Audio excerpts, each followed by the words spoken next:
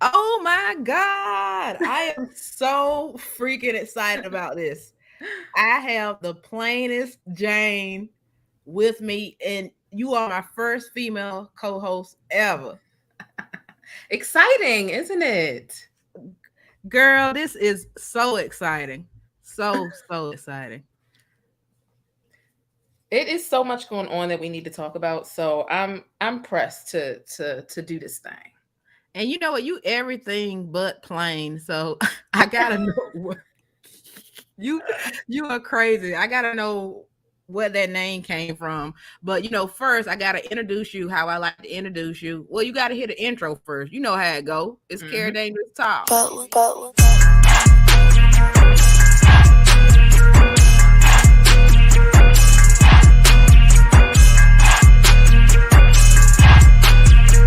you know what?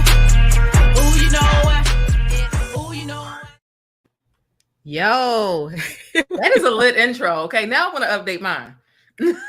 thank you so much. I appreciate it. I do what I can. I do what I can. Look, this is awesome. This female energy. I'm just hyped up. I'm just hyped up. Thank you for being on here today. Thank you for having me on. I know it's been a long time coming since I think we introduced ourselves. I don't know if I found you or you found me or what the case is, but I know we have been talking about collaborating since last year. So it's nice to finally see it come to fruition. Yes, you know what it is. We always used to see each other comments on the blogs. That's what it is. You be there early, I'll be there early. I saw you earlier today under something. You was like, y'all missing the whole point of the situation. I'm like, she either she there or I'm there first. We be early in Girl, the I comments. saw you. I saw you on one too. I just let you do your thing. I was like, I'll talk to her later. Well, you know what? I'm from Georgia, so I'm just gonna start it there. I'm gonna start it there today. The first on the docket, your boy Ti. Oh Lord have mercy. TIP in this new comedy career. You know what? Here's how I feel about it. I feel like I see Godfrey was kind of coming at him a little bit Yeah, and you really will. giving him some criticism with a little bit of shade, but that's to be expected. Like, you're not going to go into any new sector or switch lanes with entertainment without some like abrasiveness or the people really letting you know what is or isn't it. Godfrey was like, he just wasn't keeping my attention, nor am I going to go mingle with him. And I Mhm. don't think that, I think that Ti's antics are funny. His Mhm. accent is funny and all those other things, but I don't really Wait, think that wait, wait! he's What funny. you mean? What you Look, mean with that? look, the accent is funny cute. That's why I say, like, Okay, I could okay, listen to okay. Shakana all day long. And it's Shakana's my girl. And it's not that she's always saying stuff that's of like the highest substance per se. It's just that accent is so goddamn cute. Like, it's just adore. I could listen to Southern people talk all You day long. you So welcome. that thank you. I appreciate that. You sound like you were from, like, I just knew you was gonna say Alabama, Louisiana, or something like that. No, GA baby, GA. But I'm just, when it comes to Ti trying to be funny, listen, if he's bumping up against the greats, he's opening for some bigger or more well-established comedians. He's gonna be met with some hard criticism from them. It's not easy. You can't just walk into the comedy industry and be like, yeah, I'm here. They respect me. Like, no, the same way nobody's gonna walk up to the rap industry and just Mhm. get in there. Oh, they respect me. No, you gonna catch some heat. It's about how you handle yourself and if you can really make people laugh. From what I've seen, it doesn't. It's not giving funny to me. It's given we laughing at you and not with you, brother. But I am scheduled to see him April 15th of Oh, this coming month. He'll be here downtown at the Comedy Factory, and I already had my tickets, so I'll be able to criticize for myself. girl, you're gonna have to give me an update and let me know what's really good. I'm gonna try and pull my phone out and see if he's somebody enough that they'll let me record. Because I went down there to see Lunel one time, Mhm. and somebody was trying to film her, and they put that person out, and I'm like, oh, um, Well, but look, Jane, can I call you Jane? Can I just call you Jane? I feel call like me Jay. I know you pretty good enough to say Jane. You know what? That was my concern. Was like, why is this top secret? I mean, they literally said that Ti has security at the comedy clubs, and they will not let you take out your phone. When will the public be able to see these great jokes that he's telling? The quotes have been, it's a pretty good set. We've been told he's been talking about his wife and children. He's keeping it, you know. Wait a minute, I can't. I'm about to die. I mean, like, from what I hear, it's just like long-winded storytelling. He's hoping that the story is funny instead of actually telling jokes. Somebody like a Kevin Hart who's been doing it for years, yeah, he uses his wife and his kids for banter. But like T.I., like, what are we doing that's innovative and that's different? I think T.I. thought it was gonna be easy, and it's not. And I think that's another reason why he don't want people recording this, so that we can't clown him. We got that one clip of him on stage. After that, it was nothing else because we dragged it. But you know what, Jane? I will say kudos to him for stepping out and trying your hand at something that you've wanted to do. Yeah. You know, but I definitely know how people feel to say, well, you're coming over here in that game. And I understand Godfrey's point. There is etiquette in being a comic where if you're new, you don't go on last. And that was Godfrey's main point. But T.I. said there was a reason why he went last that one time that he got criticized about. But a lot of comics just feel like T.I. is going to be able to come in and get shows that they had to work years to get. Right. He's going to get paid a lot of money because a lot of people are going to want to show up just because he's T.I. I mean, this reminds me of Samuel L. Jackson when he was upset that musicians were coming and trying to do films. Like, he didn't want to do a film with 50 Cent. He said, let me see him do a couple of movies before you ask me to do a film with him. So, you know, I get it, but then it's like, if a person want to try something, can we really be mad at that? I don't know. We can't be mad at him trying, but he can't be mad at the criticism that comes along with that either. T.I. is a very opinionated person. And I'm not saying it like I'm not, because I mean, I clearly am.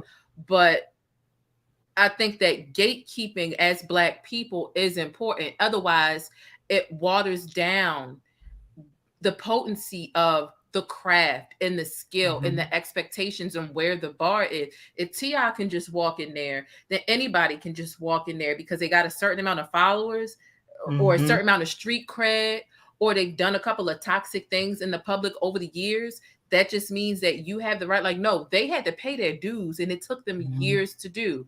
T.I. is no different. Like, either you're going to come in and you're going to make them laugh, or you're going to catch this heat and Black Twitter going to be talking about you. Like, that's just, you know, what it is. And I think that gatekeeping when it comes to Black entertainment is important. Not just gatekeeping to keep people who culturally appropriate out, but to keep people who are going to lessen the quality and the value of what you bring as an artist. Comedians are artists, conversationalists, you know, comedy specialists. Artists, when it comes to T.I., is a musical artist, and so on and so forth. So yeah, I say gatekeep, and let's see if he sinks or swim. Lots of comedians, damn it, every comedian has been booed before, has had a bad set before, and had to come back from that. And T.I. is not exempt from that just because he's got a certain amount of visibility or exposure in the music industry. Oh, you broke that down. You know, it's hard to say anything else because without evidence of his jokes or how funny he is, it's hard to even say anything. What if he's amazing? Well, I guess if he was amazing, we would have probably heard about it. We would have definitely heard about it. We ain't heard about it. That's the, you know, and he's still learning. So I think, you know, maybe people are giving him grace.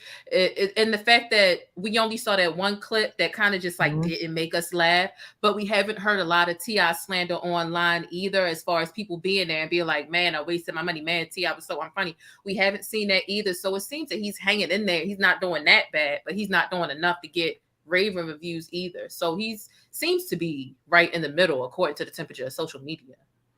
Well, as we roll out of this topic, I just want to say, you know, he's one of my favorite rappers. So I just want to throw that out there in case he somehow came along this video. You know, keep trying. But he'll like you. Huh? I said, he'll like you. He ain't gonna like me. But I know I'm just keeping it real. It's like any aspiring YouTuber wouldn't be able to just like walk up to me and be like, yo, let me, like, no, you gotta pass a certain, you know, vibe and quality check. And that's essentially what it is. I can dig it. Well, let me get your opinion on this.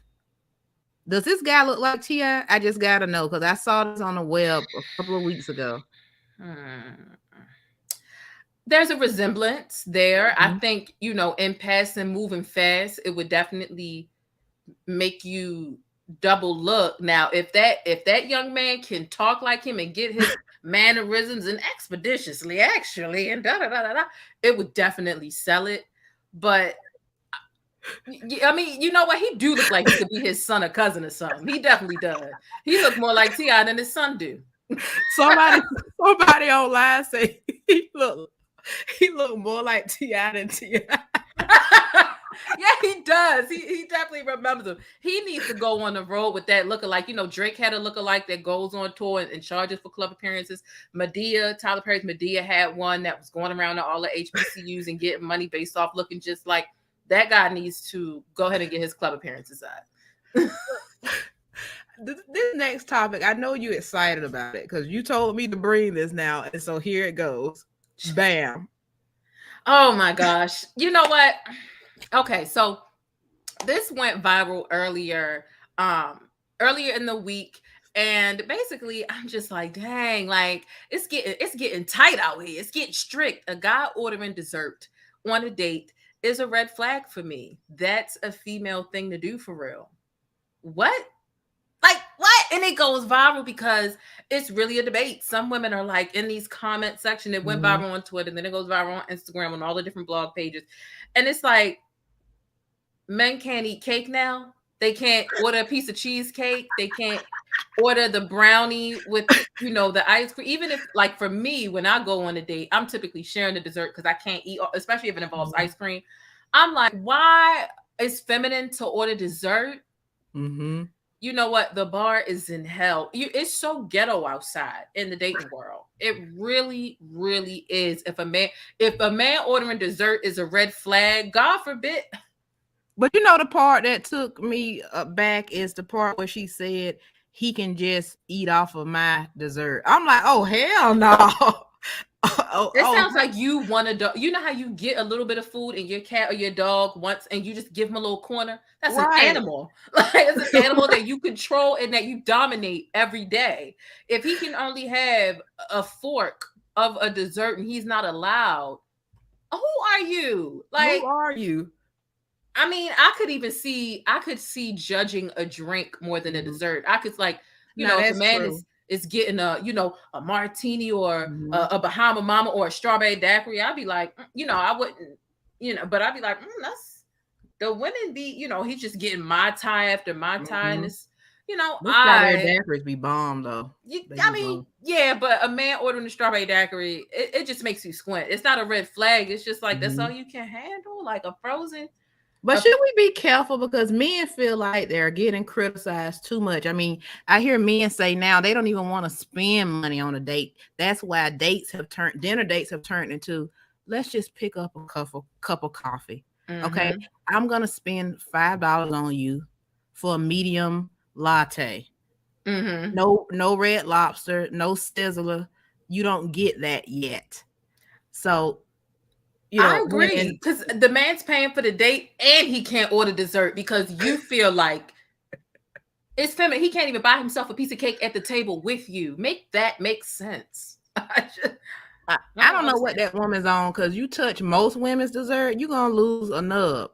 Hello, unless we make that decision. Like if I'm really full, then it's like, hey, let's split a dessert because I'm you know, but. Why would I like not allow you? It sounds like you want to be somebody's mommy. No dessert for you. It's getting too thick out here. It's getting too stiff, and the bar is in hell for men and women. What women expect of men and what men expect of women, it's just trash. The things that people sit up and debate about all day long. Dessert? Oof. You girl, you ain't lying.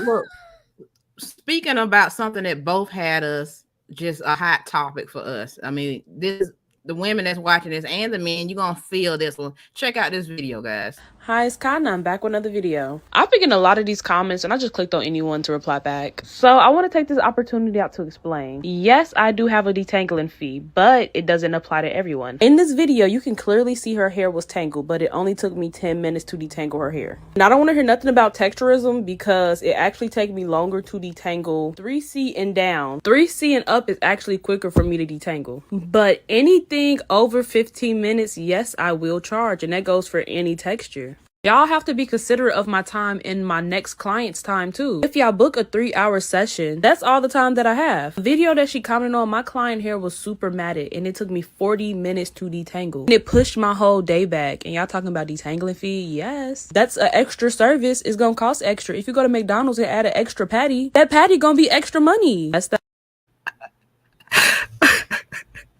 Listen, I think we have different opinions on this, but I think that that's cool because, you know. You saw my comment, didn't you? I think so. And I think we was like in the DMs talking about it. Or I think I might have saw your comment, but either way, I'm just like. But I changed my mind because I had to go and rewatch the video and hear what she was saying. Oh, Lord, I came into it. Okay. It's okay. Drink some water. I'm excited about it because I know that I've neglected before I got locks. Like I'm just in general, like I'm not good with hair, which is part of the reason why I decided to get locks.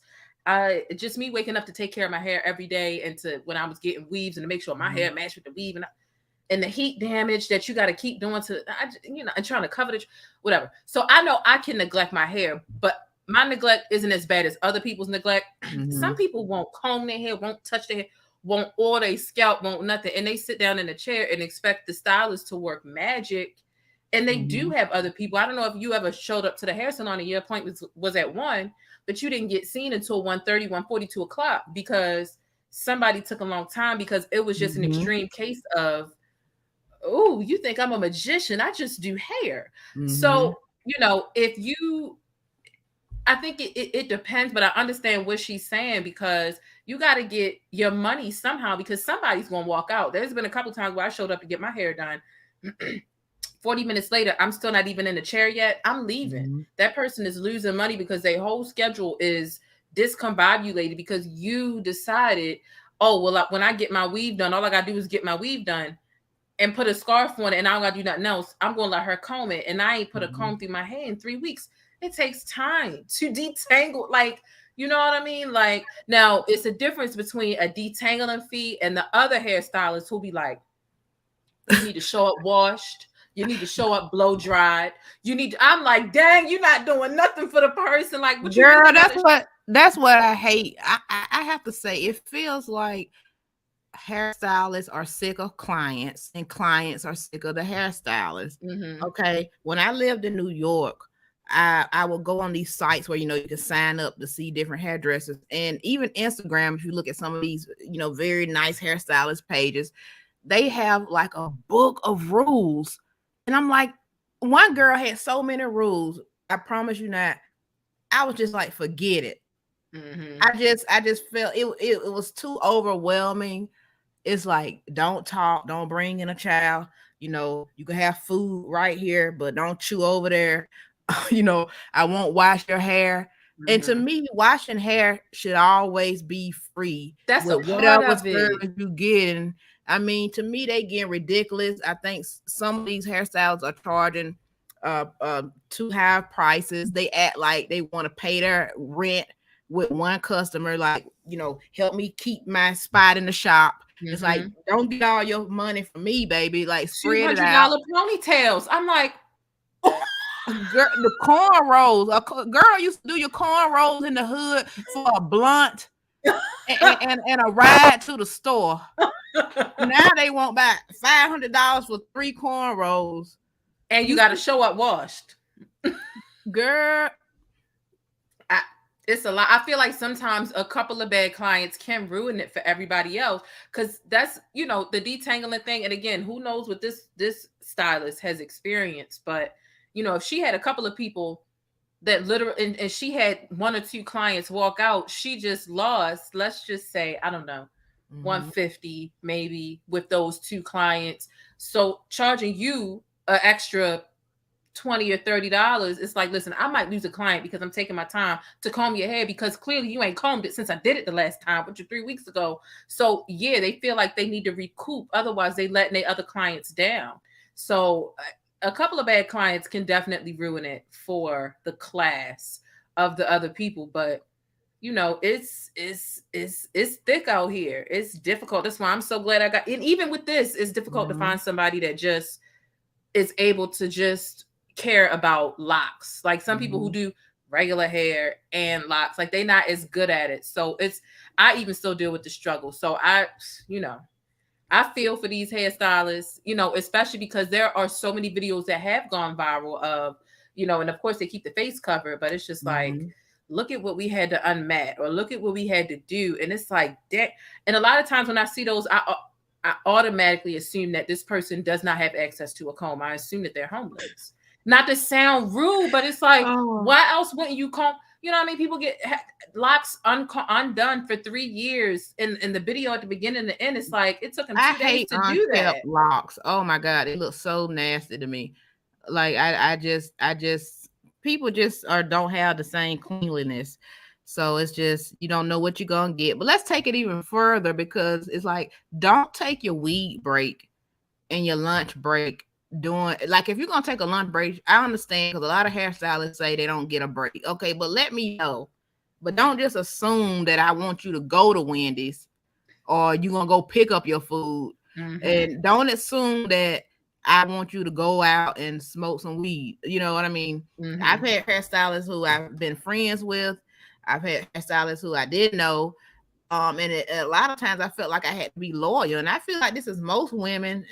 You can correct me if I'm wrong, but a lot of Black women especially, it's a thing where, like, if you go to a shop, it could be another hairstylist you like in there.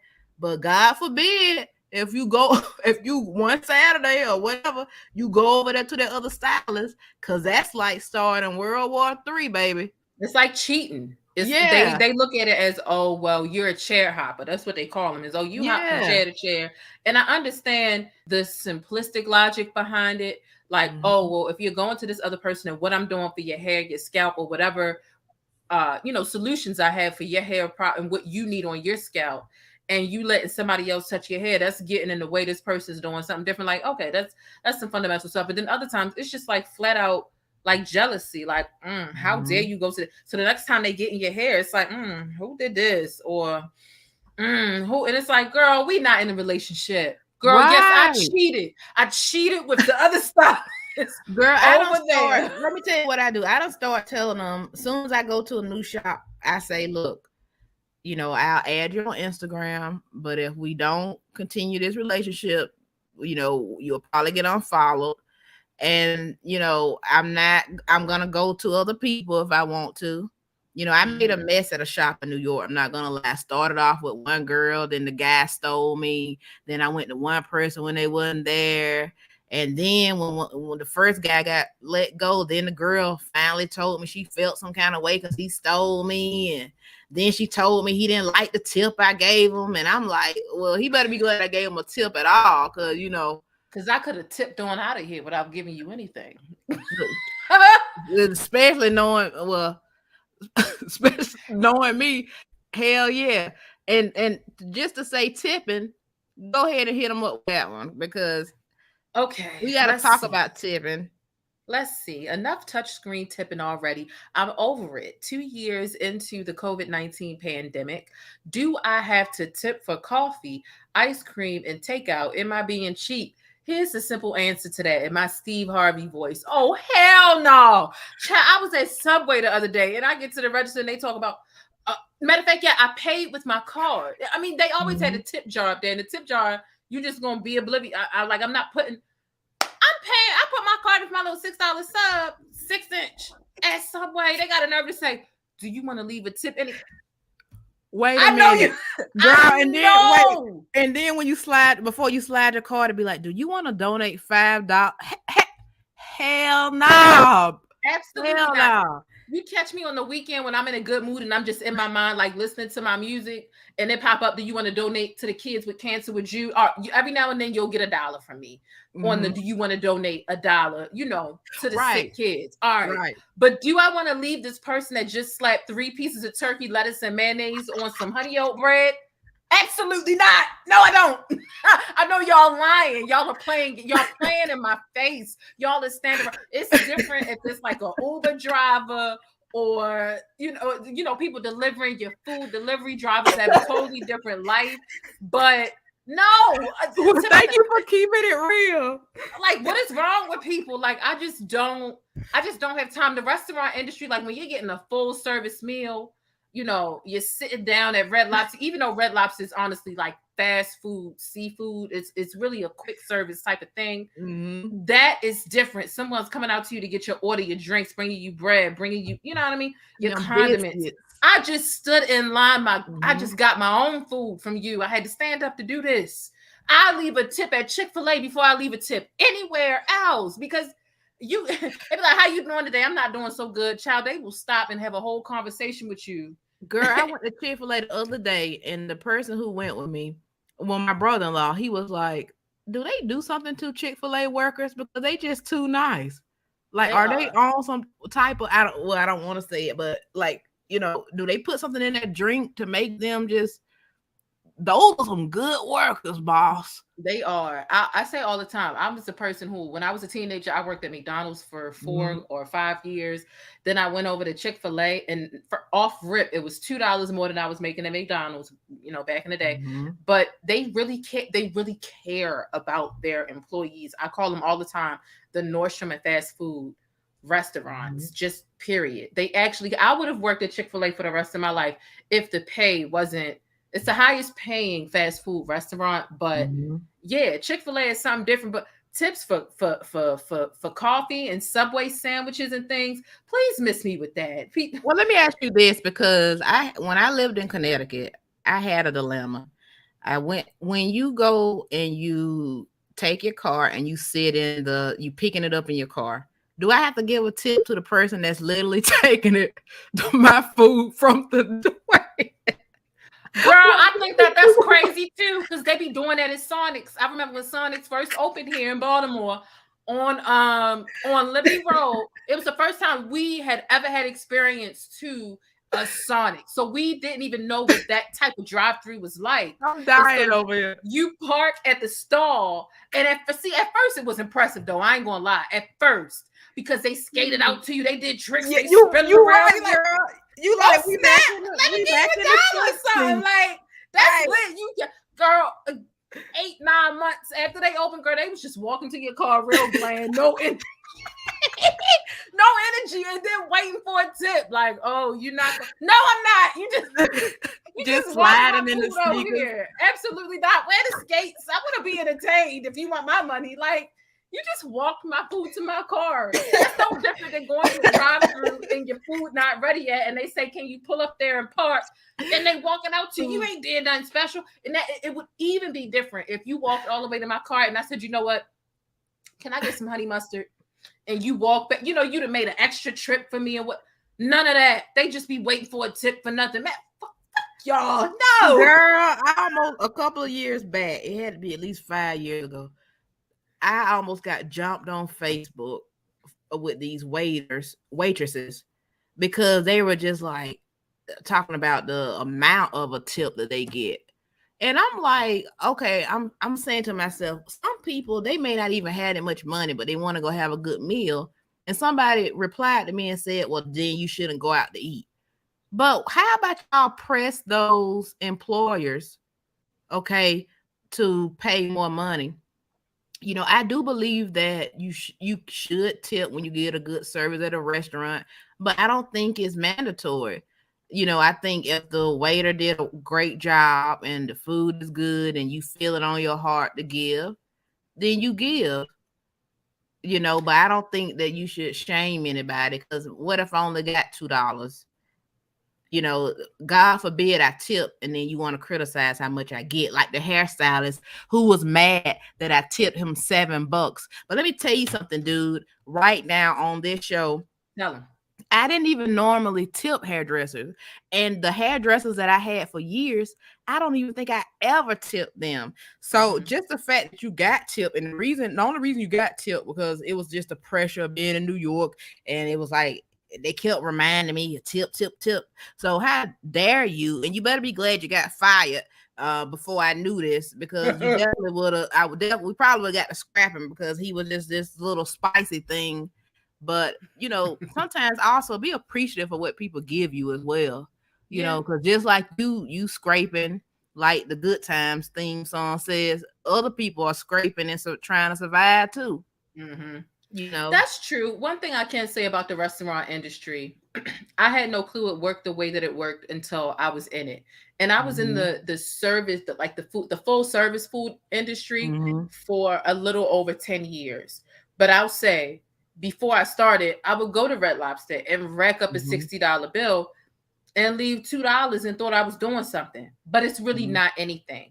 And for some people, they don't care. They be like, oh, well, you shouldn't work here then. Because a lot of times your paychecks are zero. That's just what it is. That's why I take so much offense to people who make coffee or people at Subway who get paid at least minimum wage and probably more than that. And then they got a nerve to feel entitled to tips, knowing that people in the full service restaurant industry, legally, you make half of what minimum wage is. And so when I was in there, it was $275 and $363, whatever, that. And I remember like those numbers. So, but after your taxes and especially certain restaurants, they'll add up your tips. They'll take up your credit card tips that you have to go back to the computer, put it, and they'll tax your $3.63 based off of the, let's say, $120 tips that you made that evening. So a lot of times your paycheck is either zero or less than $10. It's nothing. So when you understand that about the industry, then you do better. And that's what I did once I got in there. Red Lobster was my first restaurant that I worked in.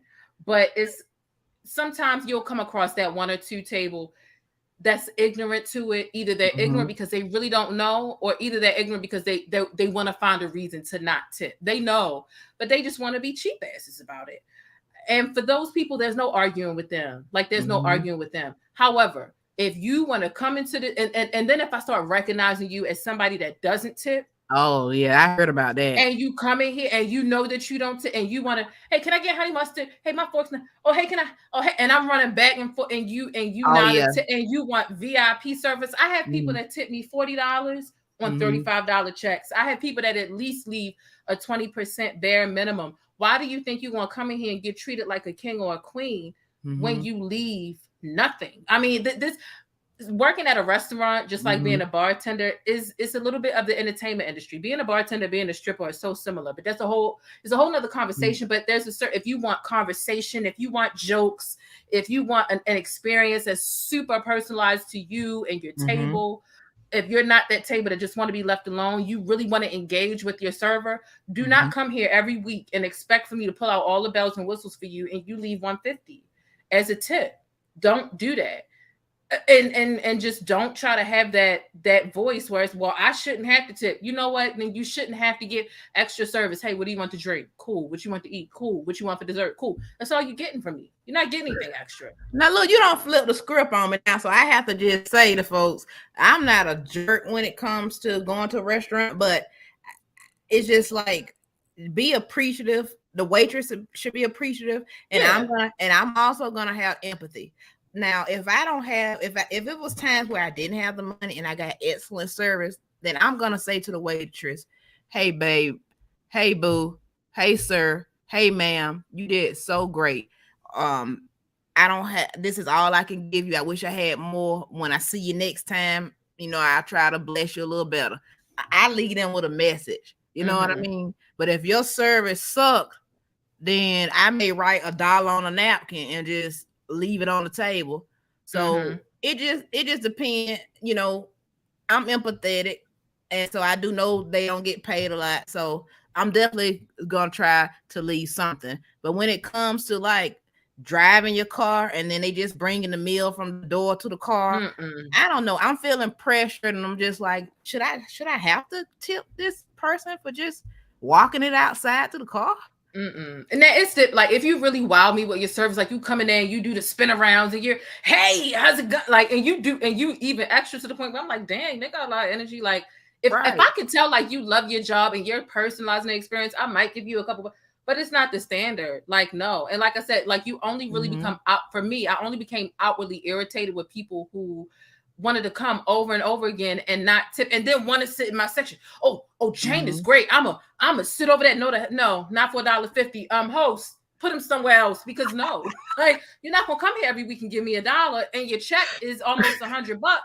Now you playing with your health when you playing with a waitress emotion. Now that's something I wouldn't do, and that's what you gotta understand, because yes, it's some dirty people out there. See me, I'll just shut down and get very dry and very bleak to the point where you won't want to sit in my section no more, because but like I said, for me, I only kind of bust out different maneuvers when you are a repeat offender. If you just a one time in my section, that I'm never going to see you again, and who cares? I'm still leaving with more than $100 a day. So you have to accept it as a waiter. You have to accept that as everybody's not going to tip me amazing today, but every now and then you will get that person that will tip you the same amount as they bill. Person will come in and get a $9.99 glass of wine, leave a $20 bill, and just go on about their business. And that's the blessing. To tip or not to tip, that is the question. And the answer is, don't be a jerk, tip the waiter. You don't care until it's your child that comes home crying about everybody that gypped them that day. That's when people, oh, that's wrong. I wasn't wrong when you was doing it for years. Look, do better. Look, I got something that I wanted to share with you now. Oh my God. Switch it up now. This is not me, guys. Okay. First of all, I don't spell my name that way. This is, I guess her name is Kara, which people do call me Kara, and that is totally wrong. It's Kera. But anyway, let me read this for you guys. Now, I call this Aggie AF. If you don't know what AF means, ask a child. Okay. Anyway, Kara, my life is Kara. She wrote, I want y'all to stop sending me the emoji and learn to compliment dark-skinned women, not referring to us as food. Because what do you send light-skinned girls? Waffles? Pancakes, maybe? I don't know. Somebody let me know. That annoyed me. That annoyed me, because to me, when you send somebody that's, a nice chocolate color, that emoji, it's just a compliment. It's saying that you're a snack, you're tasty looking, you're very attractive. And this to me is just like the girl who don't want the man to have dessert. It's just like we're reaching people. And then I don't like the fact now she's turning into some colorism topic. Now she's calling light-skinned girls waffles and pancakes. I just think people just a little too sensitive. I asked my homegirl who is brown skin, right? I sent this to her because I said, I'm a light skinned, like you and I, we're light skinned women. So I'm like, okay, sometimes just like people might be saying things to or about light skinned women that don't know, like we take offense to that. But to speak on exactly what she said, hey, if she's offended by that, she has every right to be. Sometimes we do get called waffle colored and beige colored. If you listen to the Breakfast Club at all, it happens all the time. Anytime Charlamagne and Envy get into it, it's, oh, you beige waffle colored Negro, blah, blah, blah, blah. I really don't think that anything is wrong with it, but who am I to say it's not wrong, because I'm not dark skinned.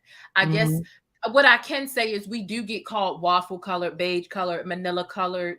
We don't get the that's why when I saw my own emoji, I saw the pancake up there. I'm like, but no, we do get called waffle colored sometimes, not as much as chocolate women get called or referred to as a chocolate bar, but a lot of times we don't mean it in a disrespectful way. I love me some deep, like chocolate colored skin. Like I just do. Yes. But if she's offended by it, then okay, she has that right. No, hold up, my mic crackling. No, let me step back so I can say this. Bitch, grow a click. Grow some balls. Hell no, Jane. Keep it real. You know what? No. who if somebody's dating her, I would break up with her ass. Oh, Cause that I would break up with her ass. Cause to me, that's like you don't like. Oh, don't send me that emoji. It's a Snickers bar. Who don't like a damn Snickers? I mean, I love Snickers. I mean, but I mean, I think how often are us light-skinned women? How often are we? Because I mean, we're called like red bone, yellow bone, you know, and sometimes that just becomes so like I feel fetishized sometimes when it's like, oh, you're red ass, or and it's like, is it the color of my, you know? But I just push it away. It's not enough for me to make a tweet about it. But I'm like, if that is somebody that's saying she don't want to be called that, I'm still gonna send that emoji to people. If the girl, you don't want to get called, you wouldn't get called, and you wouldn't get the emoji.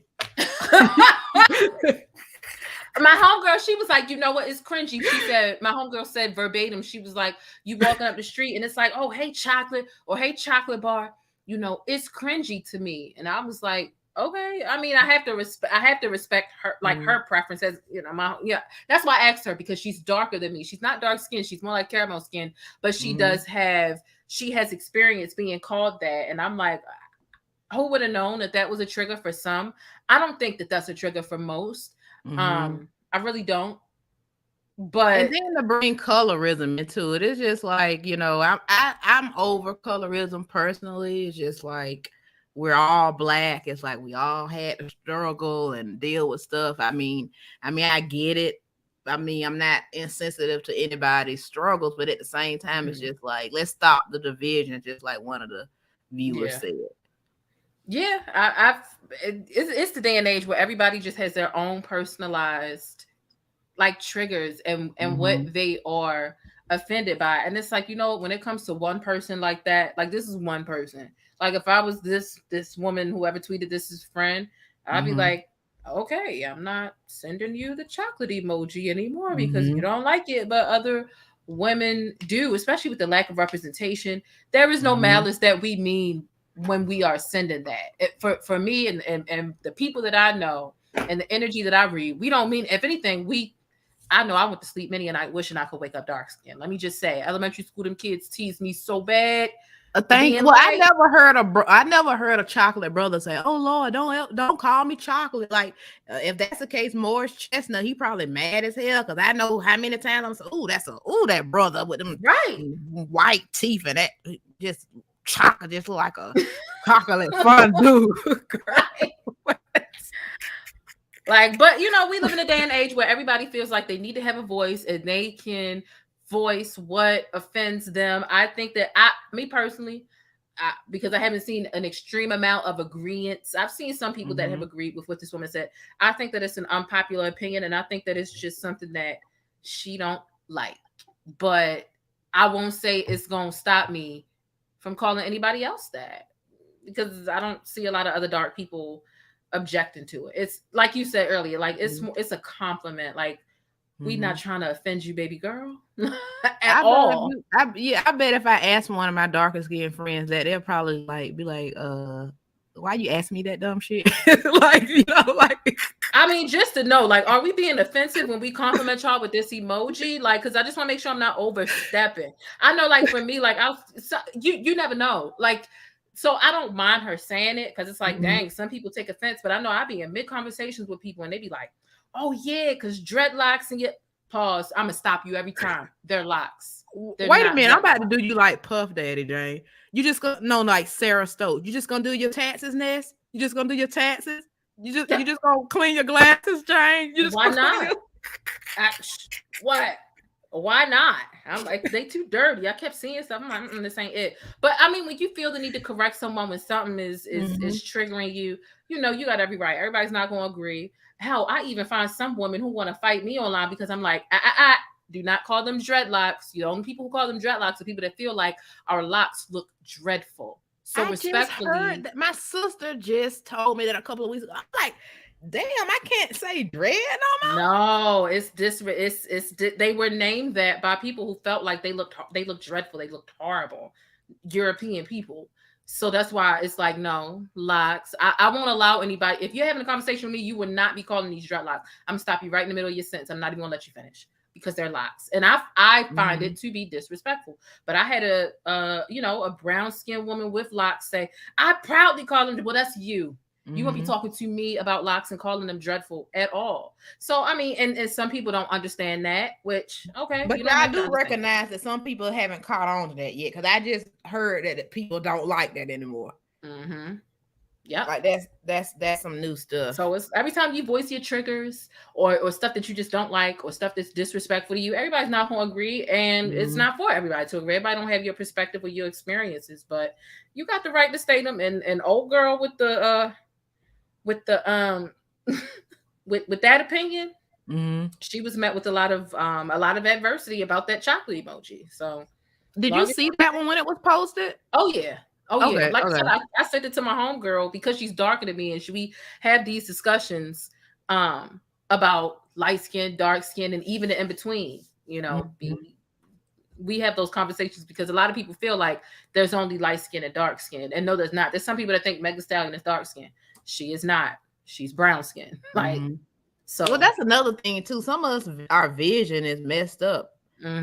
So, you know, and then if you correct it, it's like, oh no, you have a problem with skin color. Like, I don't know. It's a lot to unpack. It is.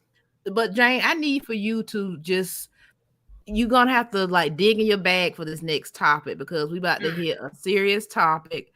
And I know, you know, we may get in some trouble for this topic, but we can't be scared, because like you said, we both keep it real, right? We both keep it real. So this is how I'm gonna do this. We're gonna take our time with this one. Okay. Oh Lord, child. All right. I mean, we can take our time or not. Right is right and wrong is wrong. And I just, my 2022 bingo card is maxed out, because at no point did I think I would be standing with Caitlyn Jenner. At no point did I think that me and face for this. At no point did I think me and Caitlyn would be on the same page, but thank God for Caitlyn for speaking up. I'm trying to tell. Look at Boosie's face. Look, when you look at Boosie's face, mad, just confused. This when we need Boosie to speak up. He been quiet. Where Boosie at? This when he need to sound off and use his that little that part of him that's phobic, that's got a phobia for everything. That's when we need him to really speak up. Where you at? Jane, I got a question for everybody. Where in the world is Carmen Sandiego? The new question is, where in the world are the feminists? Where are the white feminists at? Because, I mean, I think that they're scared to anger that community of people. That's what I think it is, because they can be relentless. Like I'm not sure who's worse or more protected at this point, the Barbs or them, because they can be pretty ruthless when you speak up and you say something and just drag and attack you for days and try to ruin your reputation. However, this ain't right. Like, you're not a natural born bleeder. You know, at this point, some of them are giving birth. And it's just, what do women have left if they can't play sports with their own gender? Like, what do we have left? Everything is just being stripped and erased from us as women and as Black people, and then as Black women. It's sad. If I was the parent of any of those athletes, I would recommend that they all just sit out. Like, the only person that be swimming in that pool would be them. That's the classification, right? Because I believe that that's a person that wants to be called they her. And they, we. Good, because I'm glad it's not her or she, because I'm not doing that. They would be the only one. And at some point, you just gotta shut it down. Like, there's enough of people who classify that way, who they can have their own league, but it is not right, as I was about to say, Bruce, as Caitlyn Jenner said, it is not right for someone that has those hormones and that testosterone to be competing up against natural born women. It's not right.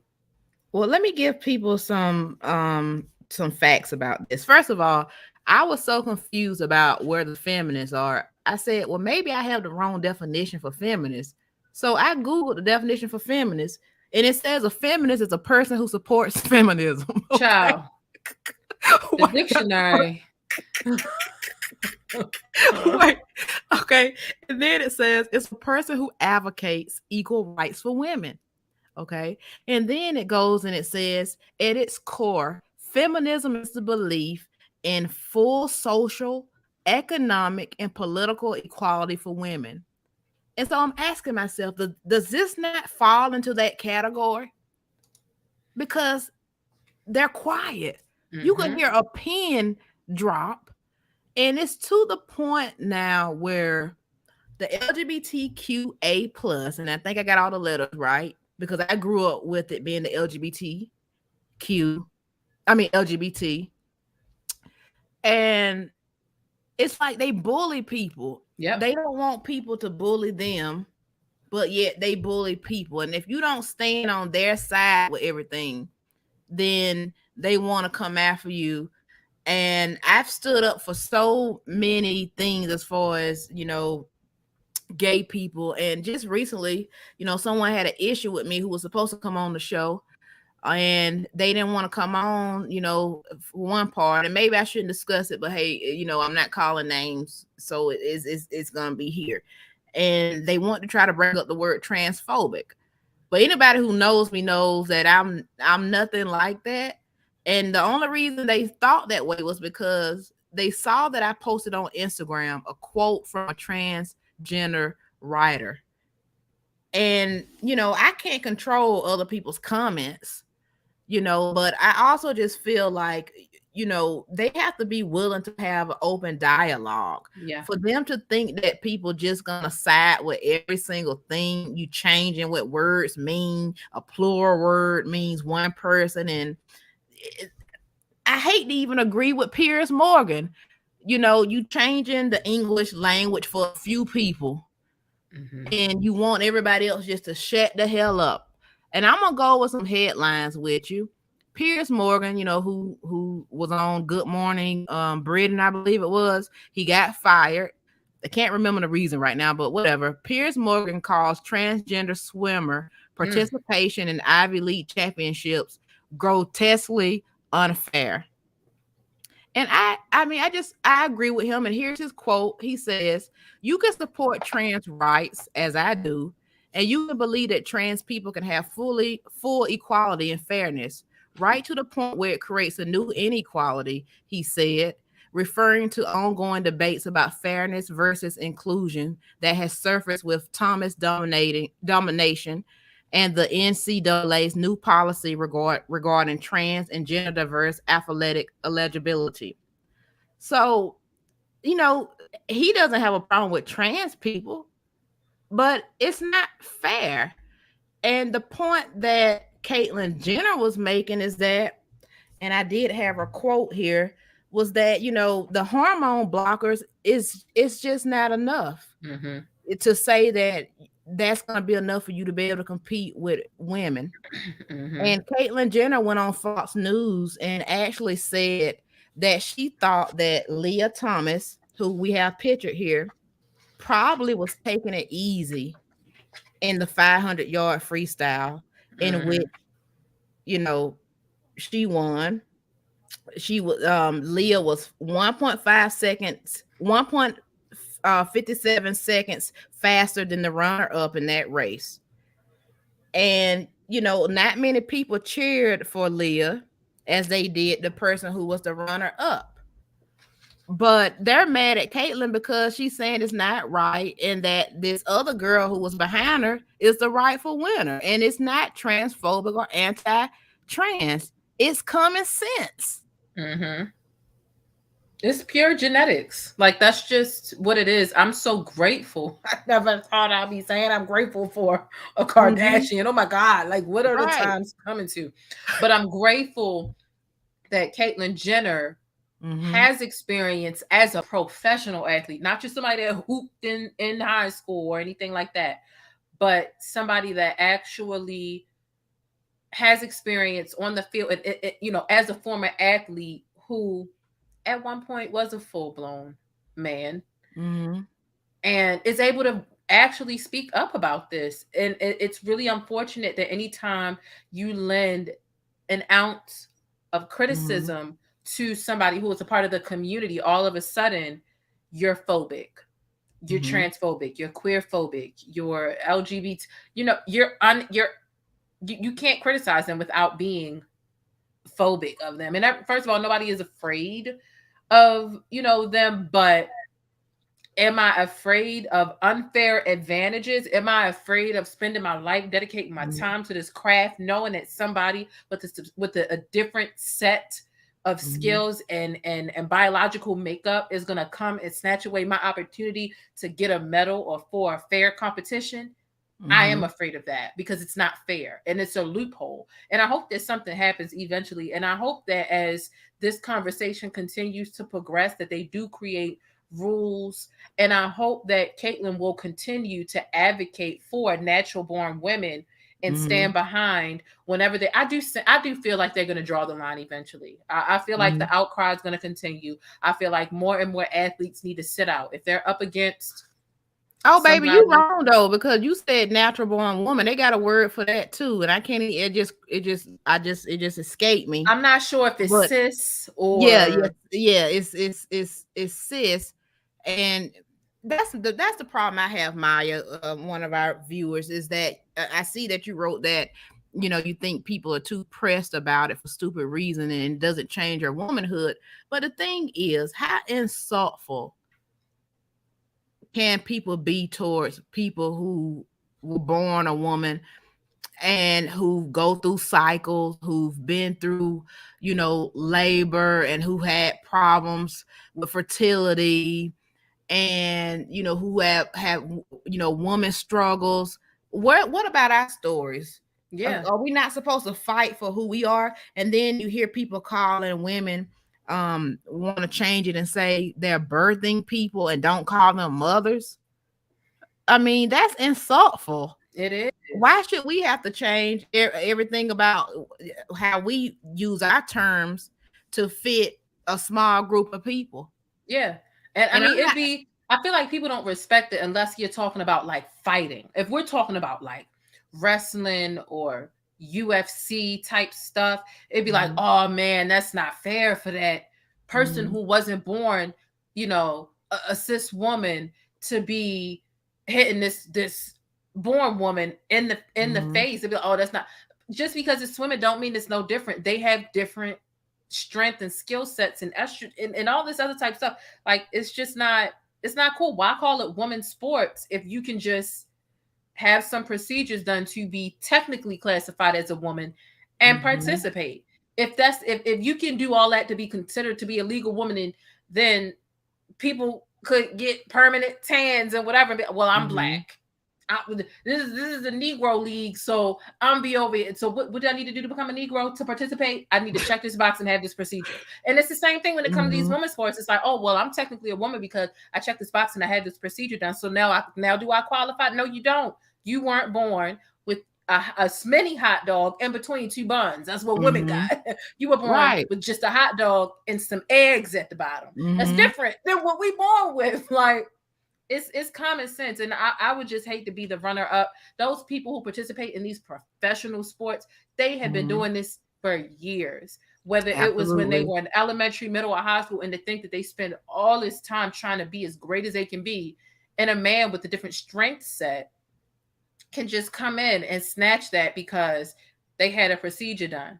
Do you remember a couple of weeks ago, people were mad at Adele for what did she say? That she called her own self a woman, or she was thankful to be a woman, and they got mad about that.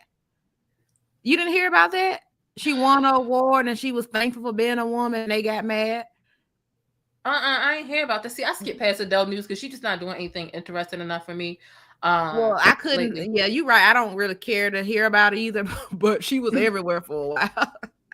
Yeah, that's weird that you can't even embrace your own womanhood because other people that are trying to check boxes to become a woman, and I'm not saying that you can't or there's anything wrong with that, but I'm not allowed to celebrate myself and my chemistry because people who want this chemistry can't. Let me just go to the bush and weep. I can't. I don't know where my picture went, but I had a picture of a trans athlete that I actually was able to meet who, where's my notes, who actually won, who's a track star. Her, it's a trans woman named Cece Telfair. Very nice person. Was able to meet Cece at ESPN. And I guess I seen like a welcoming person, and as soon as she saw me, she just gave me a hug. I mean, I don't know why. I mean, I don't know if it was just nerves or what. But she might have wanted you. It's like, no, I'm joking. Well, I will never. I'm okay. I ain't gonna say shit. You got me in a pickle. Okay. Anyway, see, you know what? You never know. You never know. Okay, so Cece's whole thing was, you know, she just felt like she had no benefits by being trans. So it was a man who was you know, made a transition into a woman. Okay. And he just felt like, you know, he could race and run track and it was okay. She won the 2019 Division II National Championships and beat the competition by a second and a half. But I'm just thinking, because I grew up playing sports, and I think I would have been very pissed if I worked so hard and then to know that I came in second or third place, but you're standing there. And I think I agree with Caitlyn Jenner when she was saying, you know,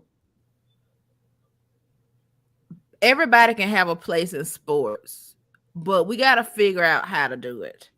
Yeah. Because this ain't it.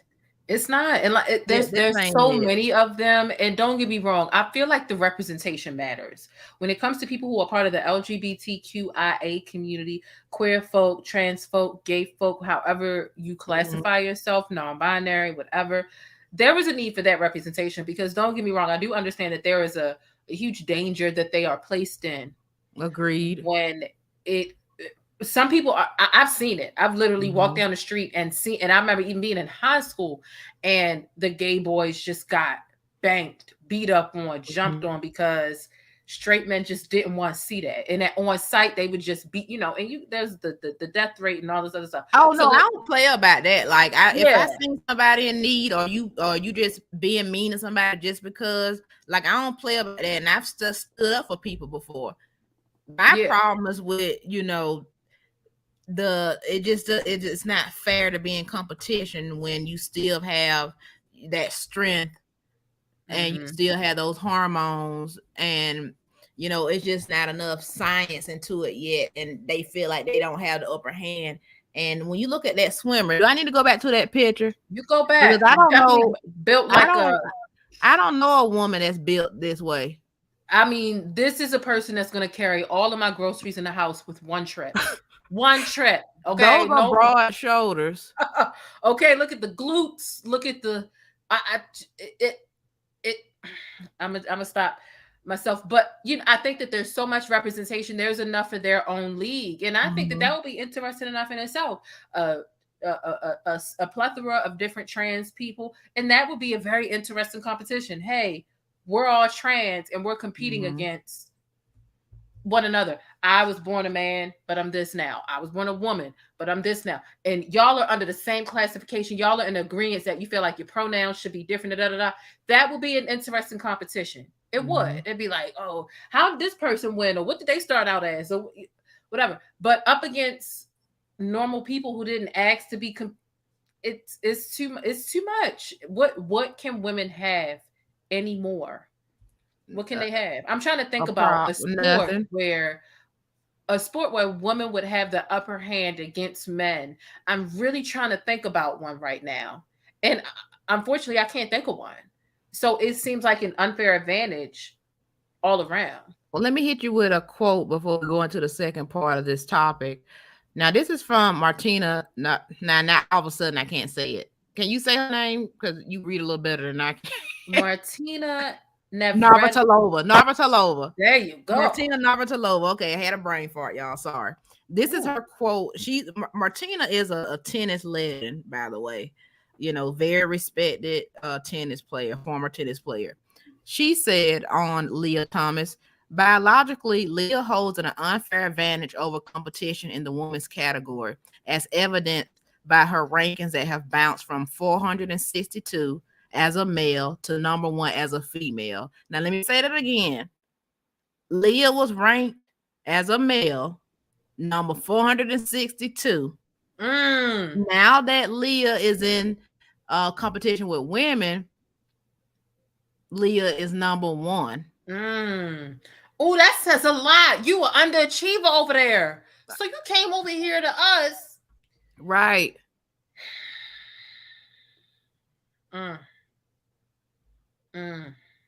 Well, you lackluster athlete. You came over here with us because it's easy over here. That's how I feel. I'm not with it. Yeah, because what people have to understand is you start off with a little and you let people take away rights on certain things. And then next thing you know, you don't have anything. We won't even be called women. And so it may not seem like a big deal now. It's like, just let people do whatever they want. I mean, everybody in this generation is about, let everybody do what they want. You know, it don't bother me. That person, whatever they do is that business. But to me, people who have sense really truly know you are really your brother's keeper. And whether you want to admit it or not, what the other man does affect other people. Okay. And we all have to morally be on the same wavelength sometime. Wavelength sometime. Like, we all have to understand that being a pedophile is wrong. There is no room for saying that's not wrong. And I'm not comparing that to transgender, so please don't even do that, because I would never do that. And I hate when people do that. I'm just simply saying that on some things, we all have to kind of understand it and be on the same accord, or there's going to be a problem. Yeah. So you keep on doing what y'all want to do, but that, you know, a narrow road, a wide road leads to destruction. Yeah. Okay. So that's what I got to say about that. I agree. But I do want to bring up this point on this topic before we go off of this topic. And it's this. What about the Black athletes? The Black women in the Olympics who were naturally producing too much testosterone. Oh. And they were told, you can't be here. What about those women who were competing in the women's 400-meter race at the Tokyo Games? And they were on the fast track to becoming gold medalists, but they were pulled because of the way they were naturally made. But yet you let a transgender weightlifter compete. Now, for the people who talking about how does it affect me, hello, because you know what, being Black is still on the bottom of the totem pole, folks. They don't have a problem telling you that. Everybody else can get their rights. That's why all the Black content creators I love and like believe in B1. Black first. You can be gay, you can be Black, but understand, baby, you Black first. Don't, you know, you Black first. You know what? That's my first time hearing about that, and that's a really good point. That's a really good point about the Black athletes. I think you forgot, because it was this has happened a couple of times. This has happened a couple of times where Black women who naturally have testosterone have been ridiculed and pulled from their sport. And where's the outcry for that? That's a good point. Yeah, where's the outcry for that? You know, there as melanated women, especially the deeper melanated you are, the more melanin you have, or the darker you are, should I say, you don't have the complexion for protection. No, you don't. You don't have the complexion that makes you exempt from the scrutiny and the established rules for whatever sport or arena you're in. So we know what's the name of the person Caitlyn Jenner is speaking out against? Leah Thomas. We know what Leah got going on that ain't getting her pulled. But when it comes to the Black natural born women who just produce a lot of testosterone, I didn't even know they had tests like that. Yeah, she doesn't. They don't look the part to get a fair to get a fair chance to even still run in the sport. That sucks. That really sucks. Now, before we get both kicked off of YouTube, we're gonna move on. Cause you know they don't mind kicking you off. Okay, they don't mind kicking nobody off. So we're gonna move on. Now, this goes kind of hand in hand because a little while ago I asked y'all, where are all the feminists? Zendaya, you know the wonderful new actress everybody thinks like is like the new Halle Berry, plays in Spider-Man as the new Mary Jane. Her father says that Black fathers are shunned for having successful daughters. And he names Matthew Knowles, Beyonce's father, and Richard Williams, Serena and Venus's fathers, as examples. Now, I'm curious, Jane, why you making those faces now? What's going on? Now, this is Zendaya's father. This is a nice picture of them two together. Now, the only thing I have to say about this is that I know where he's coming from, and you know why? Because of this. Because I mean, that's one of the many examples. I'm surprised he left Joe Jackson out of there. Now that is true. I wonder where Joe Jackson was. And I think that Joe Jackson is an important piece of this conversation because Joe Jackson had one successful daughter. I mean, not to say like Latoya there was successful, but it was more so Michael and the boys. And he was just strict. He was just really strict. Some people call him abusive. Janet Jackson would say he was more so just strict. But he was strict on the boys too. It's not just being a Black guy with a successful daughter. I think it's a Black guy with successful Black kids who did things that were kind of unorthodox or out of the ordinary in order to get their kids where they are. See, I haven't heard any stories about Zendaya's dad being beaten the out of her or anything crazy like that. Matthew Knowles was just a guy who his daughter had to fire him.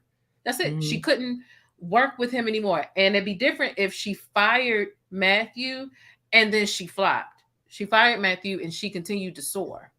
And so there's a difference there. So I don't think it's just, oh, well, if I got a successful daughter, I'm going to be shunned. No, it's based on what your daughter did, what he's saying, and what people have picked up on about you while watching the way that you move in general. I just feel like there's a clout chase sometimes when you have successful, especially successful Black girls. Sometimes you might be chasing that clout, or when that girl comes out, that girl that turned into a woman comes out and she tells her story about you, you don't like how you're the villain, but at some point you did make her uncomfortable in one way, shape, or form.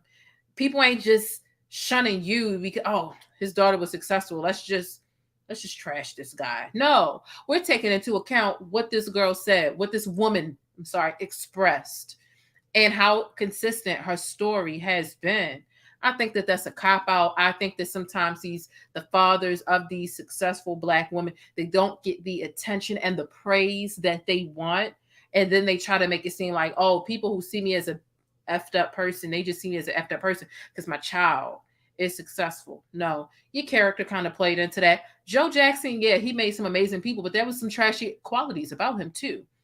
And he felt like after they became famous, they owed him things and he was due a certain type of, treatment. Like people were just supposed to forget. Michael, his kids, and the public were supposed to forget about what those kids had to endure as he was trying to create those stars. So I feel like this is like a clout chase cop out, and it's a way for them to continue to clout chase off of their child's name. How many times has Matthew Knowles came out and just started talking about Beyonce for nothing because he was bored, because he wasn't relevant, he wasn't getting no attention. He knows, well, if I talk about my daughter or I put out this book, I'm gonna get some attention, and maybe some other woman will want me to manage their career since I made Beyonce. Let me get some clout. No. You're muted. You're muted. You're muted. Oh, my bad, guys. Yeah. My camera shuts off after an hour. So. I saw it. I said, let me go ahead and carry the baton while she getting her. I saw it said EOS. I know what that means. It mean the camera came undone. I appreciate you, Jane. That's why it's great to have you. But I definitely feel where you're coming from. I think, though, we Black men are feeling like when they and maybe some people feel like, well, they shouldn't need the kudos, but they feel like we made superstars. Yeah. And they want to be appreciated. They want you to look at them and say, they did it. Mm-hmm. They took nothing and made something. He came from the hoods of Gary, Indiana. And we took our children and we made them study and practice every damn day. Mm-hmm. My son had a mouse in his room, and and he complained, but I made him perform until he got so good. He was the biggest pop star in the world. Recognize that greatness. Maybe they feel like you would recognize it if they were another color. Beyonce's father, he feel like, I took 3 women and I took my daughter and I made them wear heels and perform outside in the yard in the hot Texas sun. And they became one of the biggest female groups of all time. Respect me.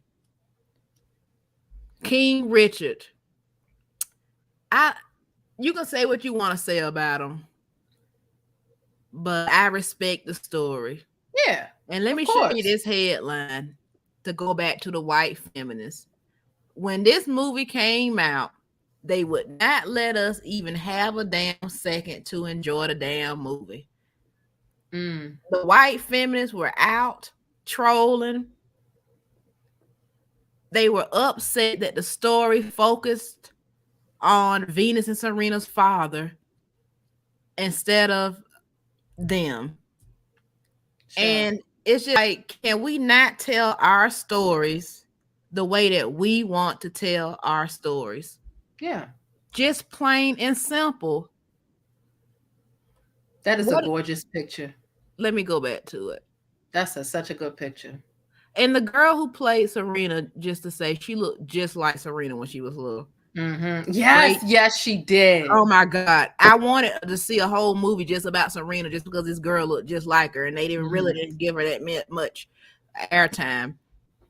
The mother did a fantastic job.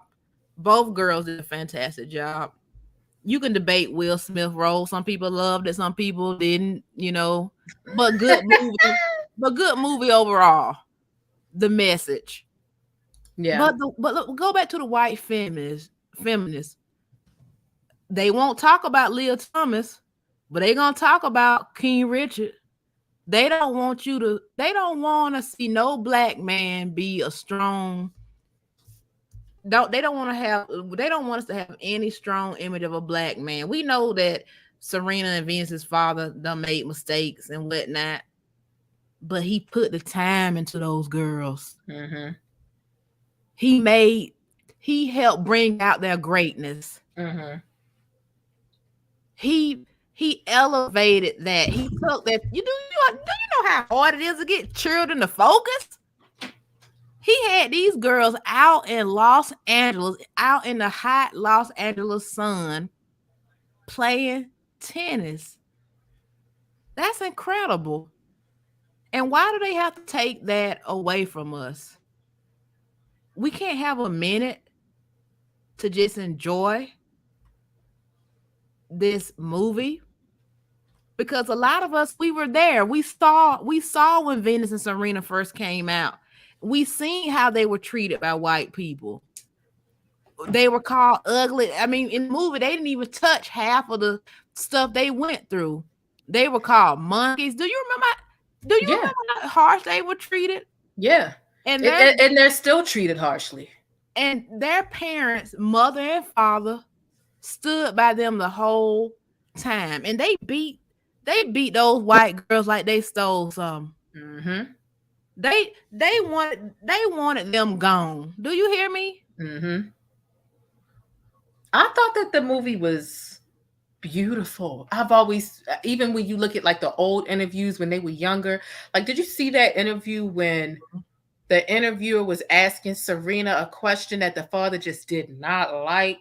Mm-hmm. And the father was, you know what it was? Serena said, "I'm confident. I know I can beat them." And the interview was kind of like chastising her and doubting her at the same time. Right. What makes you think that you confident? What makes you think that you I great? hated And that. he was like, "What you mean? She just said she thinks she great. She great." Like he was really instrumental in creating the confidence in the both of them. And I think that that's so necessary. What's Zendaya's dad's story for coming out with that? I'm trying to because I can give Serena and them. All right, I can even give Joe his stuff, but at the same time with Joe, it's like you want an award, you want a trophy for this really outdated means of creating these stars. It's 2022, even when it was 2015. We're not going to give you a gold medal for abusing the hell out of them kids. But that's what you felt was great. And I mean, the outcome was something, but what those kids endured in the meantime, they probably are still dealing with that. Like sometimes you never heal from your childhood traumas. So it's like, no, we're not giving you a trophy in 2010, 2015 for, what you did then.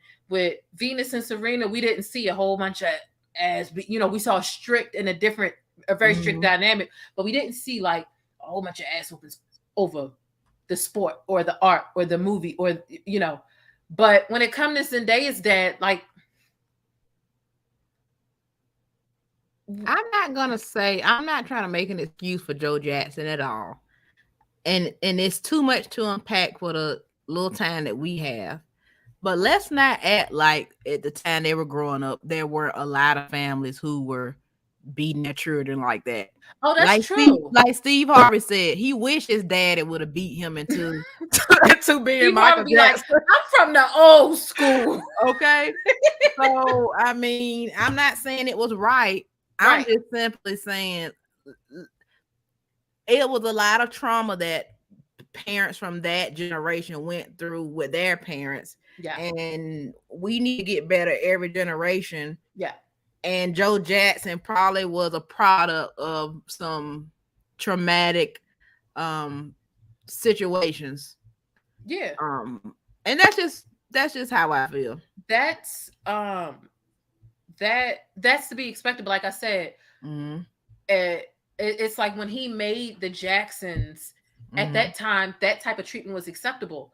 But in the 90s to early 2000s, it was changing, and we really didn't respect being ridiculously beaten out of your kids like that. And so for him to expect a trophy in the 2000s for having had made them and to have disciplined them that way, it's kind of like, no.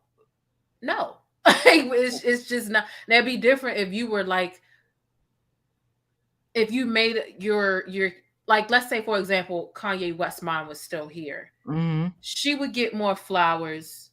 Let's also just assume Kanye ain't as crazy as he is now. She raised that boy with love and a massive amount of support, and just always supported his passion because he naturally had that passion. Those kids didn't have that regular passion for music. He made them have that passion.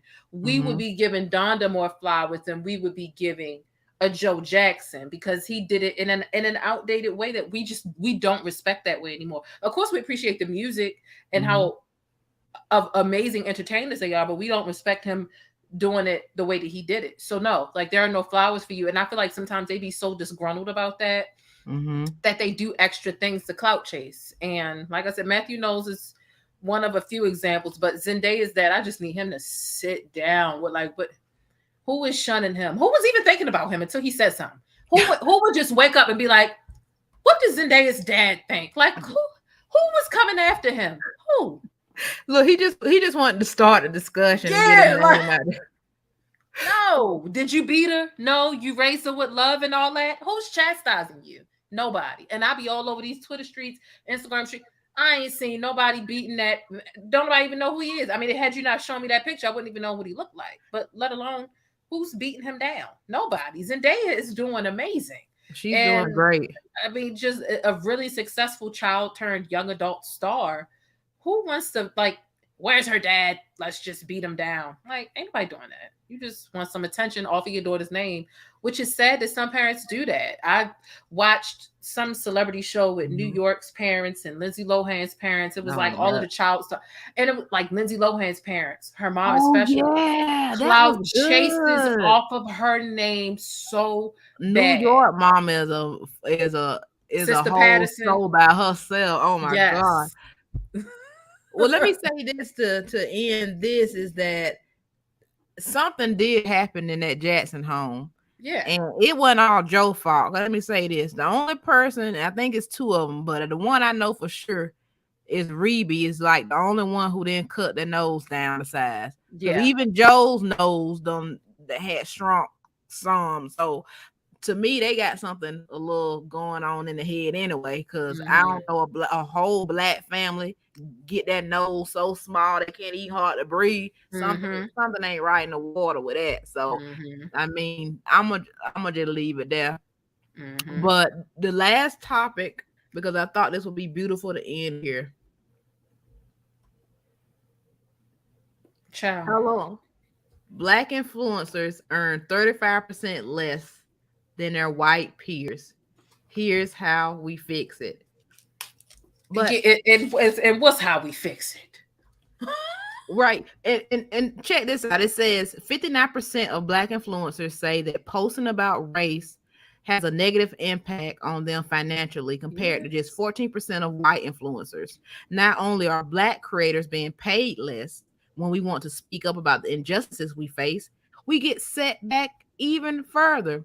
And also, it was a thing where white influencers are routinely taking Black creators' works, especially on TikTok and I think Snapchat and all these other places. I mean, it's just the same. That's why any Black person that try to act like they don't see racism and supremacy, I'm not gonna say the first word to go with it because they'll take you off of here. But y'all know what I'm talking about. We can't do nothing. I mean, my show, we talk about a lot of pressing topics, and I get a lot of heat from Black folks the most. Yeah. You know, and your own people. Yeah, and you won't even get, when you talk about race and you're honest about it, you won't even get as many you won't get as many opportunities sometimes. Yep. You know, so it's our own people doing it to you because they afraid of master. Can I say master, y'all? Just say it. People talk about their bedrooms all the time. Master bedroom. You know, Kera Dangerous all about no cooning. The no cooning shirts will be coming back soon, by the way. Thank you for everybody who did purchase them. But I'm anti-cooning. What do you think about this? It's to be expected. And what I really hate is this really sticky area. Shout out to my, figure of speech pancakes. Things are always sticky, whatever. It's this sticky area where we need more Black people to be transparent about what to expect financially. Not to say, pull out your W-2s, let's see what you made. But other Black people won't know if they being gypped or if they being lowballed. If other Black people ain't kind of letting them know, like, hey, this isn't, they need to pay you at least this. So I can respect the people who be transparent about their deals and how they make money on the back end.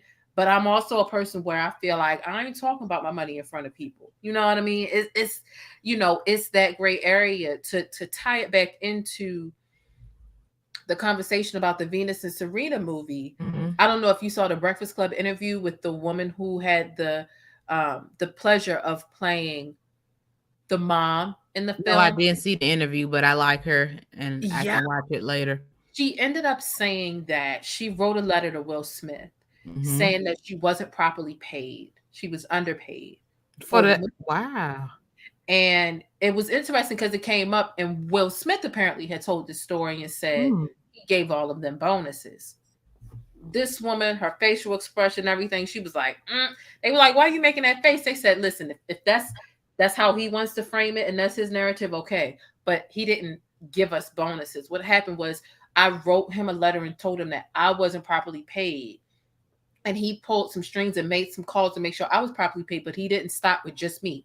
Everybody else was properly paid as well, if that makes sense. So Will Smith didn't sign off on those checks for the extra money that was needed to fill in the gap of her and the rest of the crew not being properly paid. And of course, that went into a conversation about people like Viola Davis, who has been very instrumental in talking about the pay gap between white talent and black talent, and why is the gap so wide and stuff like that. So unfortunately, it is expected. It is very expected for Black people to be undercut and to be lowballed with regards to how much we make as entertainers. And we just on little ass YouTube.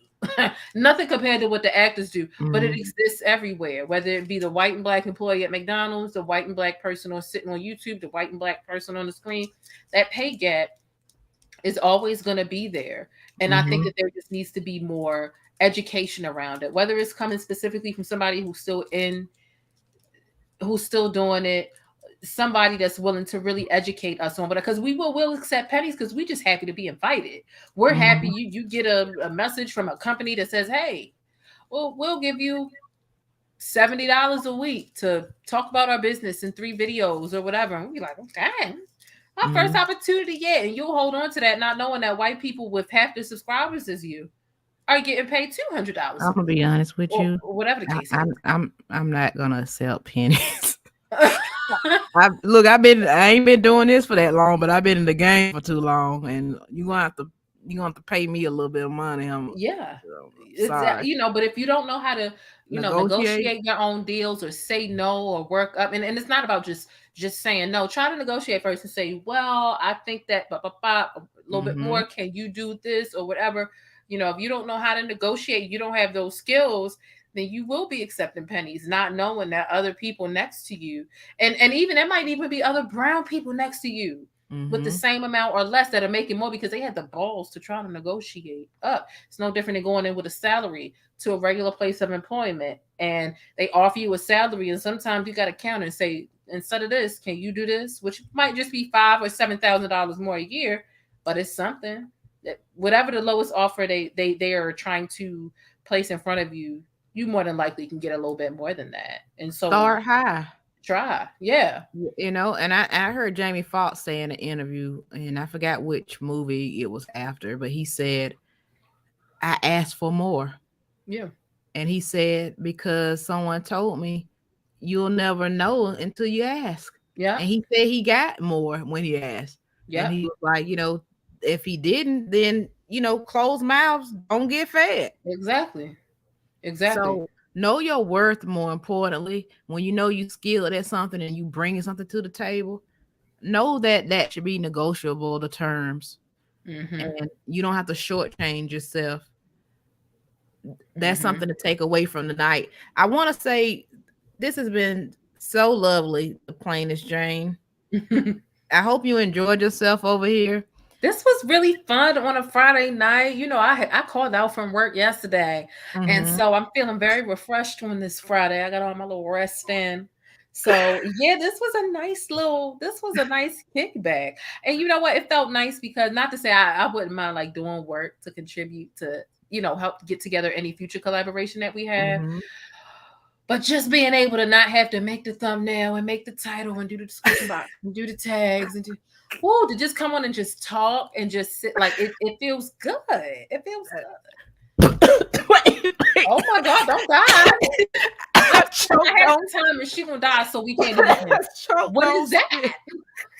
Because I was gonna say, yeah, because at first I asked you to make those tabs, but then I was like, well, she is coming on my show, so I'll just ask her for some tips. Look, moving forward, I'll definitely have, because I make them in a heartbeat. I'll be quick. I formatted so much stuff that I don't even get to do all the videos that I want to, but I'll be making slides for videos that don't ever even happen, because but it's kind of fun. It wasn't a big deal. It was fun, and I kept seeing more topics I wanted to talk about. But I really thoroughly enjoyed this. We got to do this again very soon. We should. I'll be great. Would you be willing to come onto my platform as well? Hell yeah! Bring your ass on over. Let's have a good time one day. Just let me know the date, and I'm there. It is what it is. All of them. I see my stickies in the comments. Thank y'all for coming through and dropping y'all pancakes. I dropped it on my community tab for the members only. So yeah, this was nice. Two Black queens getting together, talking about some stuff that the people really wanted to hear about. And this was a nice relief, because we talked a little bit about celebrity stuff, but this was more like stuff that's really affecting Black people.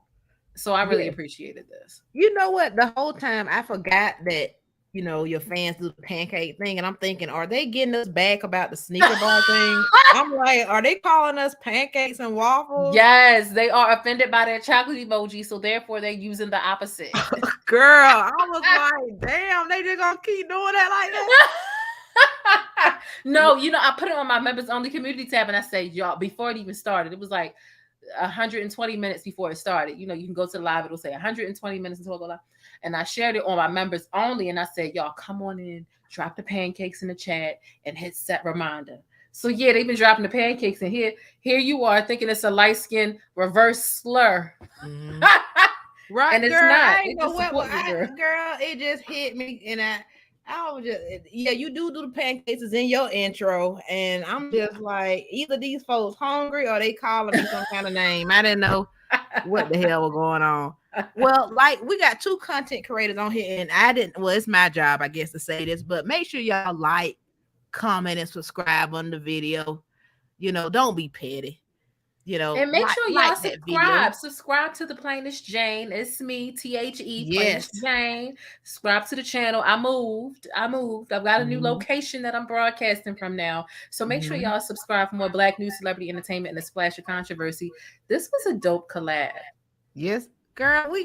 We like Jay-Z and Kanye. You will be Kanye. Child. Why did you say that about me? I'm so offended. What? I had to step in there for you before you got in there. What? You know what? I don't like her no more, y'all. Don't subscribe. Dang, that's messed up. That's messed up. Not Kanye. One of us known for gentrification, and then the other one of us known for all the other stuff they doing. So look, we both got some flaws, so don't worry about it. No, this was a great conversation. I see a lot of people in the comments saying that it was a good conversation. Yeah, it definitely was. And for this to be our first live and our first time kind of broadcasting together, we haven't even spoken on the phone before this. And a lot of times I like to do a vibe chat just to see how I have conversations with the person. And we didn't do that, and we just meshed. Yeah. It seemed like we were cool right from the beginning when we messaged each other. Like it was like a natural vibe. Like, you know what I mean? Mm-hmm. Even when you couldn't get me, you like, man, you hard to get a hold of. Hey, I'm checking. Hey, holla at me. Email. You like, girl, I was like, what the hell, Jane? Yeah, I had to put out the bat symbol to get Jane. I'm just like, oh my God. Because I've been burning myself out lately. I be wanting to turn my work mode off, but I never do. And I burnt myself out so bad, and it literally all caught up with me yesterday. And as I go into next week, I'm like, let me reflect on how I can work smarter and not harder, because I definitely outdid myself this week for sure. Well, you need to get some rest, because I'm definitely coming on your show. Don't act like you don't know me and don't pick up and you take your phone and don't see your text and don't see your live, because I'll find you now. You'll be surprised. I'll walk up on you. That's one thing I will do. Well, you guys, I want to again thank you, and make sure y'all go subscribe to Jane's channel. You know, she gave the information. I got her tagged in the community post, so and I'll make sure I write her information down in the description.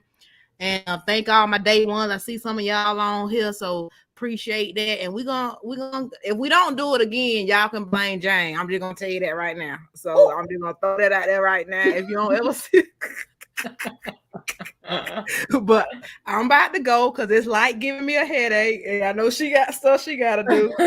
And we're gonna see y'all again another time. See y'all. All right, peace.